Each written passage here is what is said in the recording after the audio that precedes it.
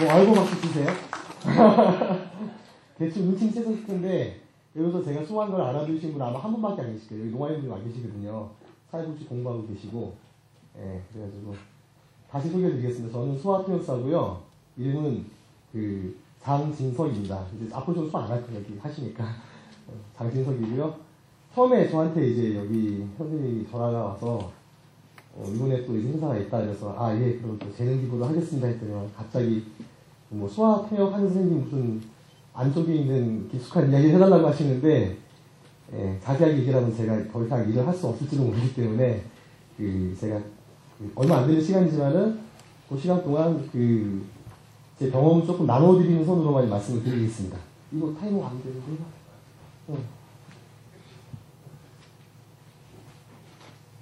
네. 먼저 하나 저는 얘기하는 걸 어떻게 하는 걸 좋아하냐면 같이 얘기하는 걸 좋아하거든요. 수화가 뭔지 좀 아시는 분 있나 궁금한데 수화가 뭔지 아시는 분 손 들어주세요. 수화 아시는 분. 네. 상당히 많으시네요. 네. 그럼 수화가 뭔지는 아시는 분들 몇 분 제가 예전에 설교를 했던 분들이고 수화가 뭔지 잘 모르시는 분들 손을 크게 들어주세요. 수화가 뭔지 모르.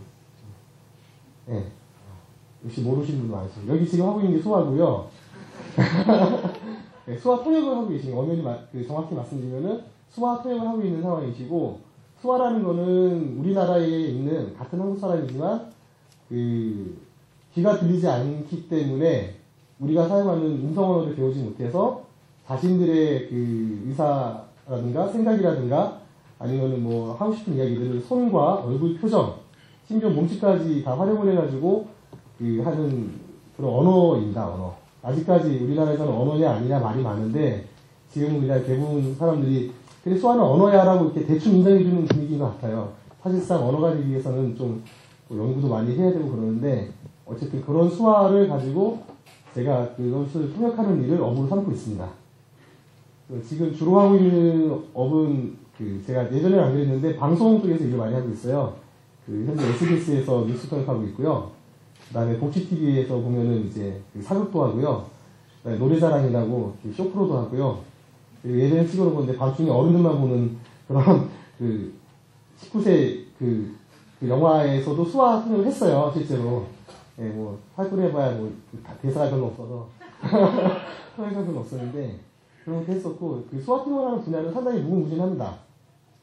제일 먼저 할 수 있는 분야 중에 하나가 뭐냐면은 청각장애인이라고 그러죠, 여러분들은요. 저는 농아인이란 말을 쓸게요. 청각장애인은 병원이나 아니면은 우리나라에서의 장애 등급을 분리할 때 쓰는 그런 용어이고요. 이분들은 자기들만의 세계가 분명히 확고하게 있는 분들입니다. 뭐냐면 수화라는 언어를 가지고 그들만이 수화라는 언어를 통해서 같이 공동체 생활하면서 생긴 문화가 있어요.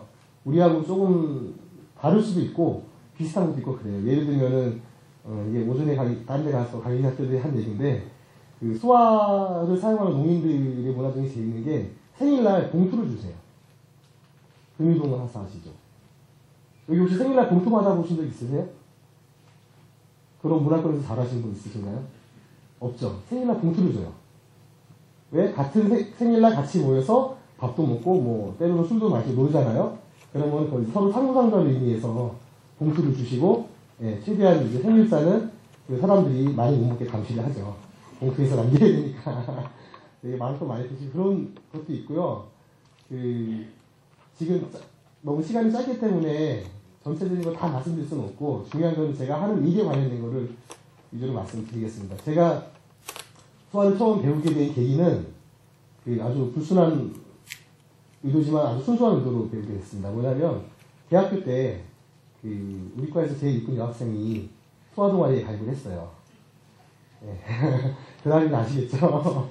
많은 학생들이 그 동아리에 갔었고 당시만 해도 수화라는 게 뭔지도 잘 몰랐었고요. 그냥 이런 말씀은 이제 아마 농아인 분들이나 다른 분들이 무슨 뭐라 할 수는 없죠. 그냥 벙어리들이 쓰는 말들 정도로만 알고 있었거든요.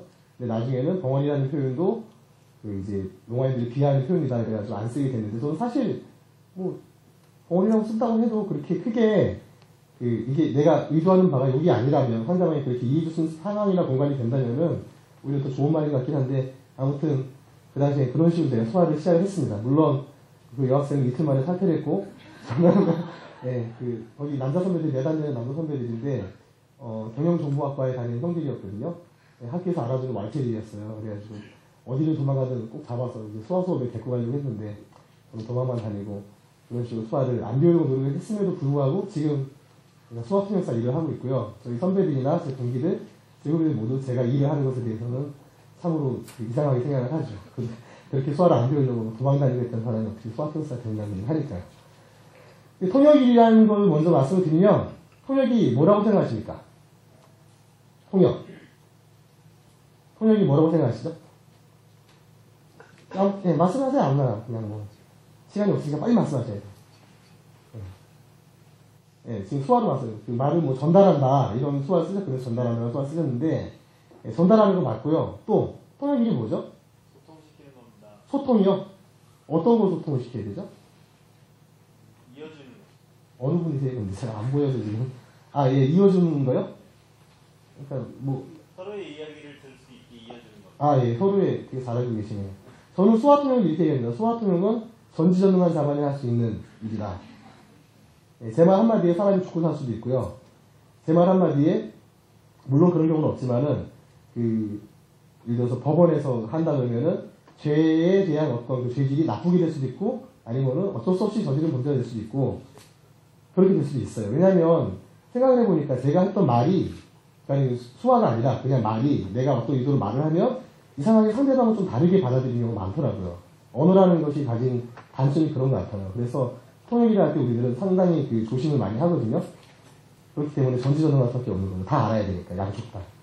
그리고 수학평사 그러면은 대부분 여러분들도 많이 들으신 얘기겠지만은 사회복지사 여러분들 특히 이런 얘기 많이 들으시죠. 아, 네. 무슨 일 하시죠? 아, 저 사회복지사입니다. 아, 이거 좋은 일 하시네요.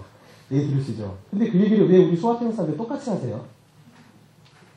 딱 사회복지사분이 저한테 와서 하시는 말씀이 아, 정말 좋은 일 하시네요.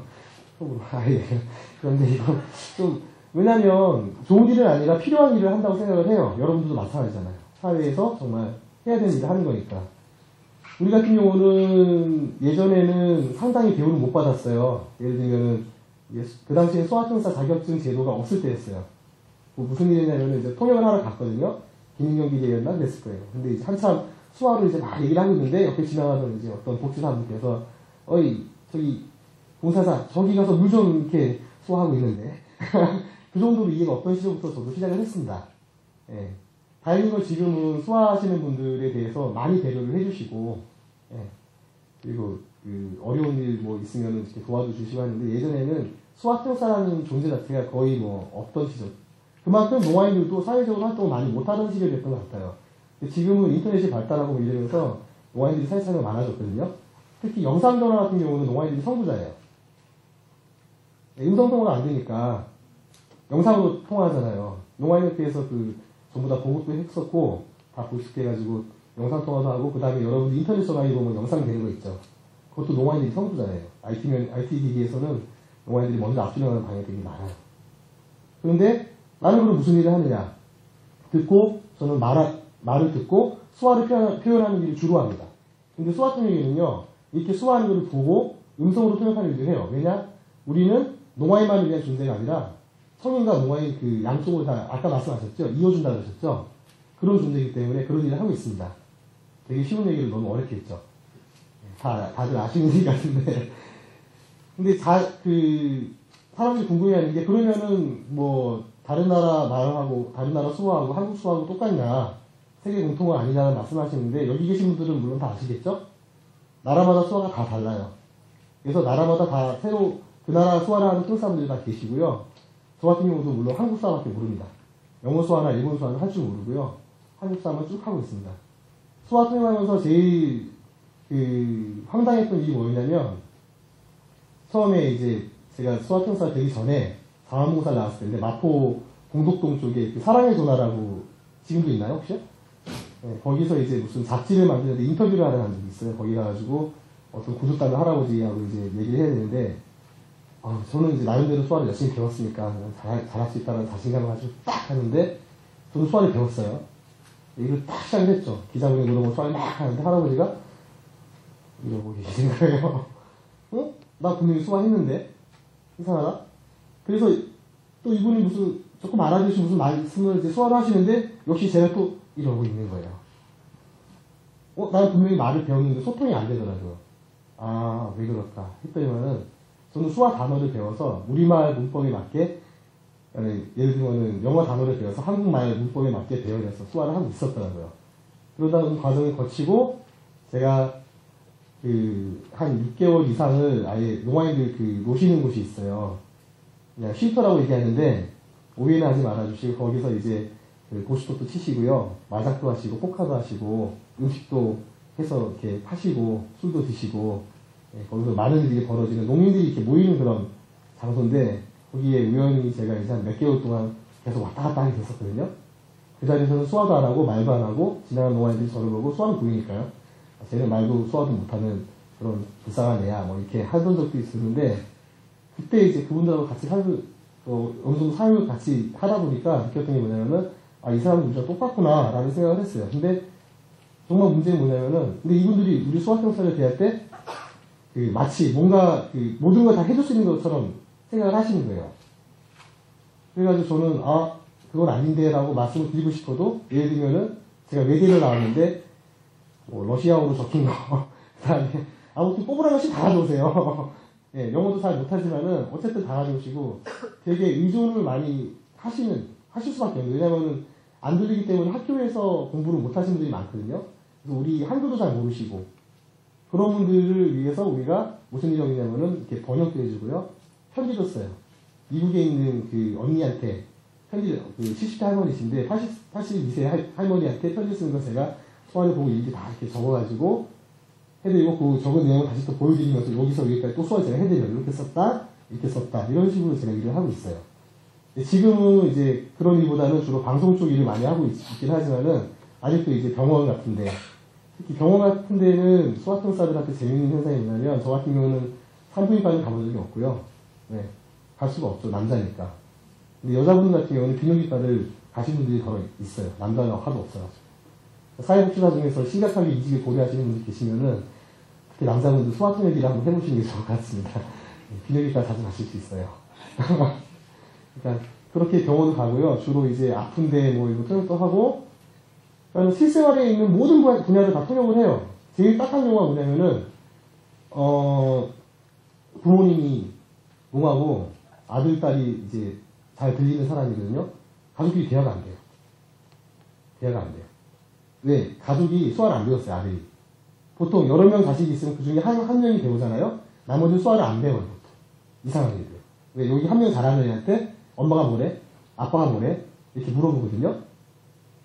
그런 경우에 이제 가끔 이제 수학교사가 거기에 가서 얘기를 전달해주는 경우가 있는데, 우리는 사실 어떤 경우에도 한쪽이 치우쳐서는 안 되는 그런 직업임에도 불구하고 간혹 자기도 모르게 얘기 듣다 보니까 이렇게 치우치게 되는 경우가 있더라고요.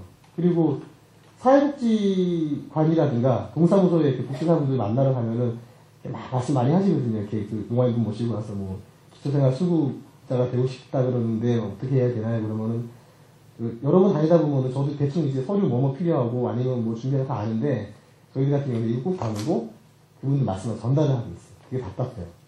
제일 답답한 게 뭐냐면은, 우리는 사실 수많은 사람들이 비밀을 알고 있거든요. 제가 입 열면은 많은 사람이 다칠 수도 있고요, 창피할 수도 있는데 말을 못해요. 해서는 안 되고. 지금도 제가 어떤 예를 말씀드릴 때에도 그냥 대충 뭐 이런 일이 있었다고 그런 얘기를 자세하게 말씀 못 드려요. 직업 윤리상 어쩔 수가 없는데, 아무튼 그런 비밀을 간직하고 있다 보니까 사람들이 좀 이상해져가지고 수학교사들끼리 모이면 상당히 난폭해집니다. 술을 마셔도 아주 폭주하게 되고요, 놀아도 아주 미친듯이 놉니다. 그리고 이제 시계가 아주 반반해요. 그리고 이제 제가 통역 일을 하면서 가장 보람되게 느꼈던 것 중에 하나는 뭐냐면은, 그런 게 있더라고요.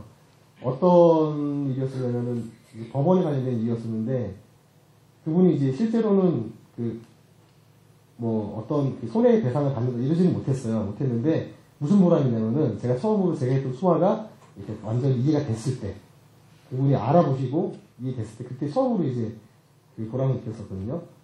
왜냐면은 통역사라는 사람이 농아인들이 하는 수화도 못 알아보고, 만약에 그 다음에 했던 말을 수화인들도 못 알아본다면 말이 안 되는 거잖아요.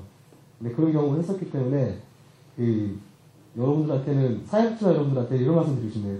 수화통사분이 오시게 되면요, 제발 수화하는 동안에는 좀 이렇게 좀 가만히 좀 기다려주시면 좋겠어요. 왜냐면은 그걸 잘 못하는 이유가, 우리가 전달을 잘 못하는 이유가 잘 못 기다려주시더라고요. 우리는 이제 통역을 하기 위해서 노아인하고 대화를 좀 해서 어느 정도 상황을 이해를 하고 미리 준비를 해야 되니까 이해하고 전달하고 싶어 하는데, 그 사회복지사분이라든가 아니면 경찰서에 있는 형사분 같은 경우 되게 급해요. 빨라요.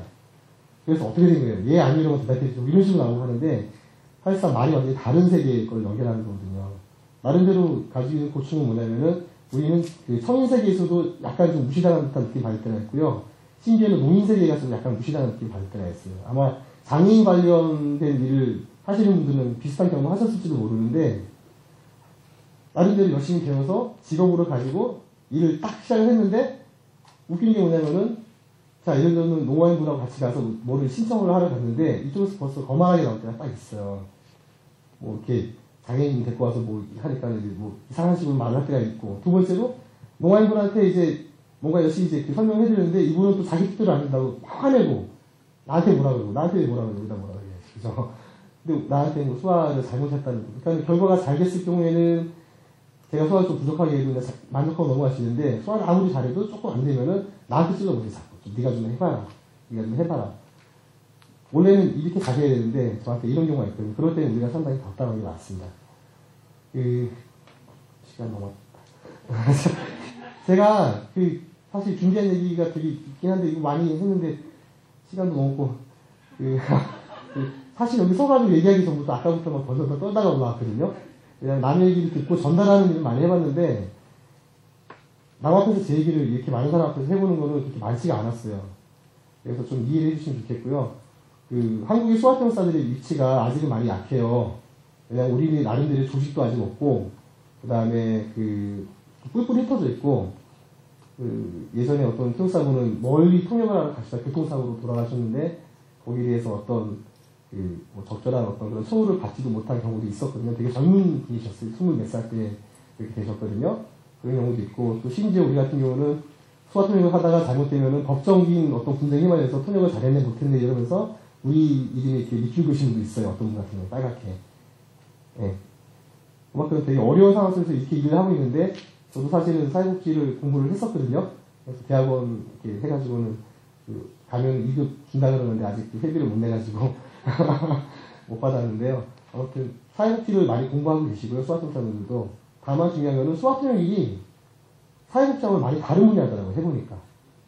사회복지는 사회복지 관련된 어떤 기관들이라든가 전달책이라든가 여러 가지 딱 조직이 돼 있어가지고 나름대로 세계로 쭉 갈 수 있는데, 우리는 농아인들에 대한 어떤 소위 말하는 복지 관련된 일을 하고는 있지만은 통역 일을 주로 하고 있어요. 근데 농아인분들이 복지사하고 직접 소통이 안 되니까 우리한테 일을 많이 하시기 때문에 나름대로 이제 어려움이 많습니다. 그래서 공부를 계속 해야 되는데, 사실 통역이라고 복지라고 너무 다른 일이기 때문에 우리가 어떻게 하시는 부분이 없거든요.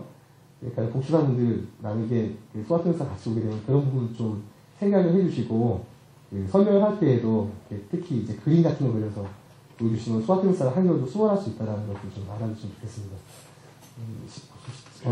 그래서 너무 두서없이 말씀드렸는데요. 제가 아마 어떤 제 선배님 같은 경우는 뭐 오늘 강의 기대에 충족을 못 시켜드려 죄송하고요. 처음이니까 이렇게 얘기를 잘 못한 거에 대해서 많이 이해해 주셔서 생각합니다. 앞으로 수화라는 거는 하나의 언어라는 거는 여러분들이 이미 알고 계시니까 됐고, 수화통사라는 사람들이 제가 답변을 못했는데 상당히 어려운 일을 많이 하고 있어요. 밤에 술 먹는 자리 가서도 통역돼야 되고, 밥 먹을 때는 특히 수화통사분들은 밥은 못 먹고 대화하는 거 통역하는 바빠서 밥도 못 드시고요. 그 다음에 심지어 법적인 문제도 휘말렸었고, 더군다나 여자 통역사분들 같은 경우는 본의 아니게 약간 소위 성희롱이나 성추행이 될 수 있는 그런 상황에 많이 빠지시기도 하세요. 이런말 통역해라 저런말 통역해라 막 이렇게 막 나오면서 그런 경우도 있고, 그 다음에 뭐 어려운 경우가 상당히 많이 있으니까 그런 부분에 대해서 우리가 이제 앞으로 어떤 좀 나름대로 조직을 만들거나 아니면은 좀 어떤 발전을 하려고 할 때 사회복지사분들이 많은 좀 도움을 주시면 좋겠습니다. 시간이 없어서 이만 마치겠습니다.